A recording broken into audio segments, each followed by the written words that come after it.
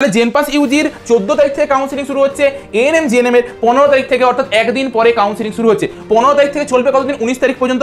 30 তারিখে গিয়ে পরে তোমার সব অ্যাডমিশন প্রক্রিয়া শেষ, অর্থাৎ এএনএম জিএনএমও 1 ডিসেম্বর থেকে ক্লাস শুরু হয়ে যাচ্ছে, অর্থাৎ তোমাদের অ্যাডমিশন শুরু হয়ে গেল, ক্লাস শুরু হয়ে গেল। যদি কোনোভাবে সিট খালি থাকে তখন কিন্তু গভর্নমেন্ট কলেজগুলোতে একটা ডিসেন্ট্রালাইজ কাউন্সিলিং এর ব্যবস্থা করা হবে, যেটা এবছর করার সম্ভাবনা প্রচুর। জেনপাসে যে এএনএম জিএনএম এর রেজাল্ট প্রকাশের পরের দিনই অর্থাৎ আজকে কিন্তু তোমাদের কাউন্সিলিং এর শিডিউল দিয়ে দিল, অর্থাৎ কবে থেকে কাউন্সিলিং হবে সেটার কিন্তু ডেট দিয়ে দেওয়া হয়েছে।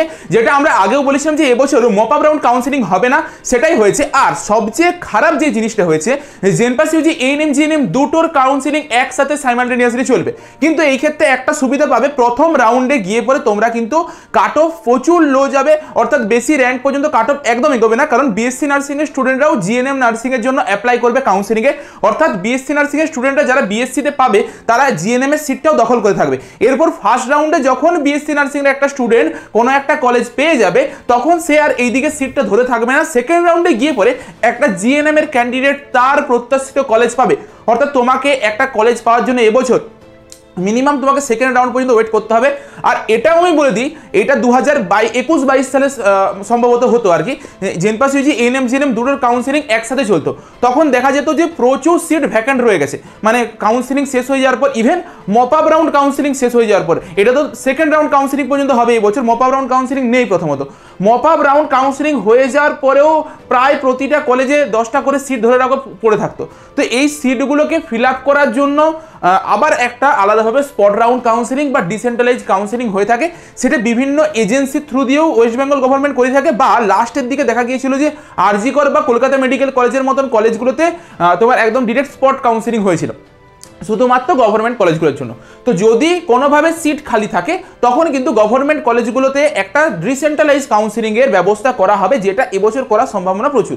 ঠিক আছে, কারণ সেশনটা শুরু করে দেবে, যারা লেটে অ্যাডমিশন নেবে তাদের ওরকম ভাবে করা হবে। এরপর দেখে নাও যে এইখানে হচ্ছে তোমরা যখনই আসবে দুটো জিনিস দিয়ে দিয়েছে, এএনএম জিএনএম এর যেমন তোমার কাউন্সিলিং নোটিফিকেশন আর শিডিউল দিয়ে দিয়েছে, তেমনি জেনপাস ইউজি সেকশনটাতে গেলেও তুমি জেনপাস ইউজির কাউন্সিলিং শিডিউল আর হচ্ছে নোটিফিকেশন দিয়ে দিয়েছে। তো এরপর আমরা একটু দেখে নিই যে কখন কখন ডেটগুলো দিয়েছে আর আমাদেরকে কি কি মনে রাখতে হবে একটু ভালো করে দেখে নেবো আমরা।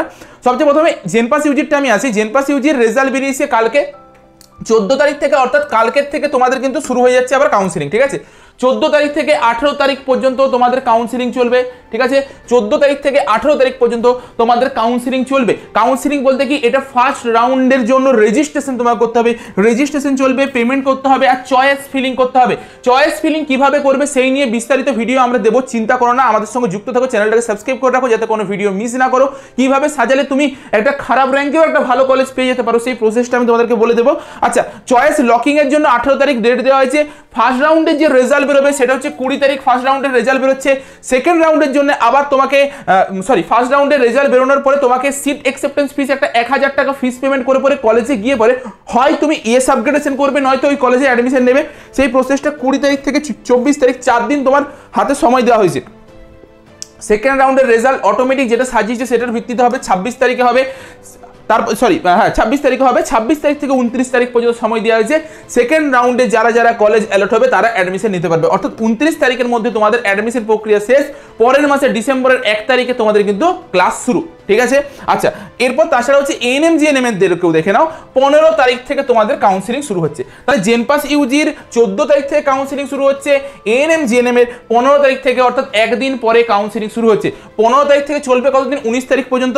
19 তারিখে তুমি চয়েস লক করতে পারবে। 21 তারিখে তোমার ফার্স্ট রাউন্ড কাউন্সিলিং এর রেজাল্ট বেরিয়ে যাবে। 21 তারিখ থেকে 25 তারিখ পর্যন্ত তোমার হাতে সময় থাকবে, তুমি যেই কলেজটা অ্যালট হয়েছে সেই কলেজে গিয়ে পরে ডকুমেন্টস ভেরিফিকেশন করতে পারবে, ইএস আপগ্রেডেশন করতে পারো বা নো আপগ্রেডেশন করতে পারো, বা ওই কলেজে অ্যাডমিশন নিয়ে নিতে পারো। ঠিক আছে, নেক্সট হচ্ছে সেকেন্ড রাউন্ডে যে রেজাল্ট বেরোবে সেটা বেরোবে 27 তারিখে। আর সেকেন্ড রাউন্ডের যে অ্যাডমিশন 27 থেকে 30 তারিখের মধ্যে হবে। 30 তারিখে গিয়ে পরে তোমার সব অ্যাডমিশন প্রক্রিয়া শেষ, অর্থাৎ এএনএম জিএনএমও 1 ডিসেম্বর থেকে ক্লাস শুরু হয়ে যাচ্ছে, অর্থাৎ তোমাদের অ্যাডমিশন শুরু হয়ে গেল, ক্লাস শুরু হয়ে গেল।